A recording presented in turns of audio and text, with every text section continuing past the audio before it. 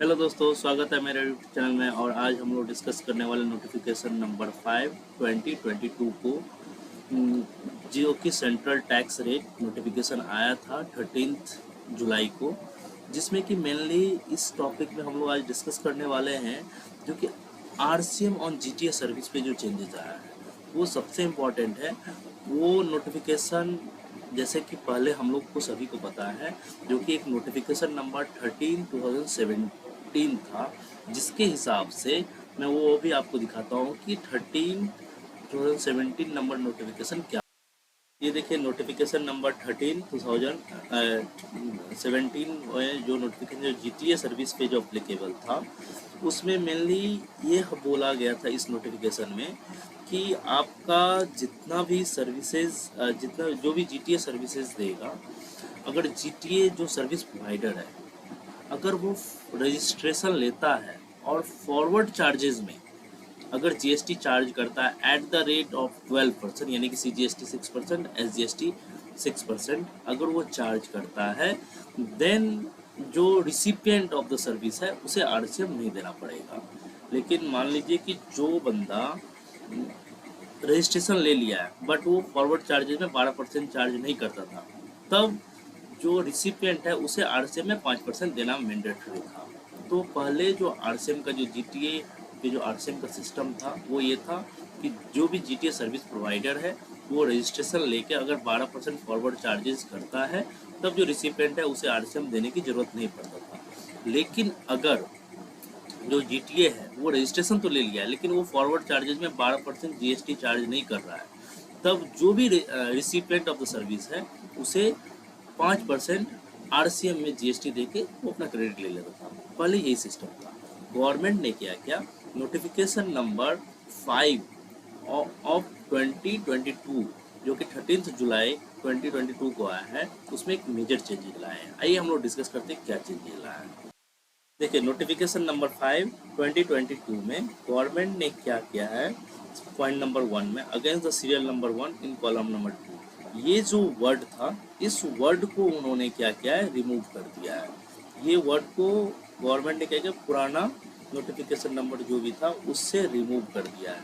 तो अब क्या हो गया है, ये जो चीज़ है ये सभी के लिए, मान लीजिए कि जो भी किया है उस पर 6% सीजीएसटी और 6% एसजीएसटी यानी कि 12% जो रेट था उसको गवर्नमेंट ने मैंडेटरी जो पहले था उसको रिमूव कर दिया। और गवर्नमेंट ने 2 ऑप्शन दे दिया है जीटीए सर्विस प्रोवाइडर के पास कि GTA service provider if they take the registration as a GST service provider, उसके पास 2 ऑप्शन है। अगर वो आईटीसी लेता है तब तो उसे 12% फॉरवर्ड चार्जर में जीएसटी चार्ज करना पड़ेगा और अपना क्रेडिट वो ले ले, आईटीसी का जो भी है क्रेडिट ले ले। अगर वो क्रेडिट नहीं लेना चाहता है, then he has to charge 5% in forward और उसे आईटीसी नहीं मिलेगा। जीटीए सर्विस प्रोवाइडर को के पास 2 ऑप्शन आ गया है कि भाई साहब आप जीएसटी का रजिस्ट्रेशन लो, 12% फॉरवर्ड चार्जेज में जीएसटी चार्ज करो और IT input tax credit avail करो, नहीं तो आप 5% सर फॉरवर्ड चार्जेज में जीएसटी चार्ज करो और आईटीसी नहीं मिलेगा। अब क्वेश्चन ये आता है कि आरसीएम किस केस में लगेगा, रिसिपिएंट किस केस में देगा। रिसिपिएंट जीएसटी तभी देगा अगर जीटीए सर्विस प्रोवाइडर रजिस्ट्रेशन नहीं लेता है या रजिस्ट्रेशन लेके फॉरवर्ड चार्जेज भी वो जीएसटी चार्ज नहीं करता है। तो मेनली वो जीटीए सर्विस प्रोवाइडर जो जीएसटी का रजिस्ट्रेशन नहीं लिया है, उस केस में जो भी रिसिपिएंट है उसे जीएसटी आरसीएम के अंदर में देना पड़ेगा एट द रेट ऑफ 5% और वो उसका क्रेडिट ले सकता है।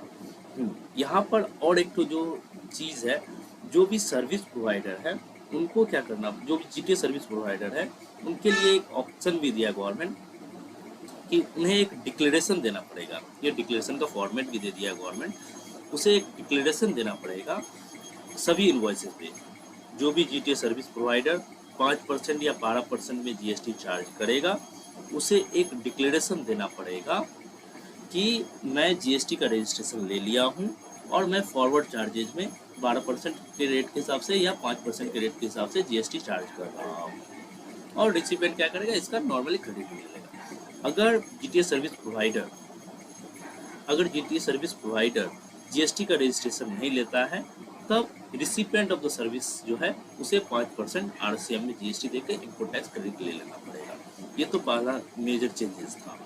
सेकंड एक और चेंजेस आया, जैसे कि हम लोगों को सभी को पता है, बाय नोटिफिकेशन नंबर 13/2017 अगर एक कंसाइनमेंट वैल्यू 1500 रुपये से कम, एक मतलब पूरा कंसाइनमेंट में जितना भी गुड्स है अगर उसका 1500 रुपये से कम और एक स्पेसिफिक आइटम का 750 रुपये से कम अगर रहता था वैल्यू, तो उस पर जीएसटी नहीं लगता था।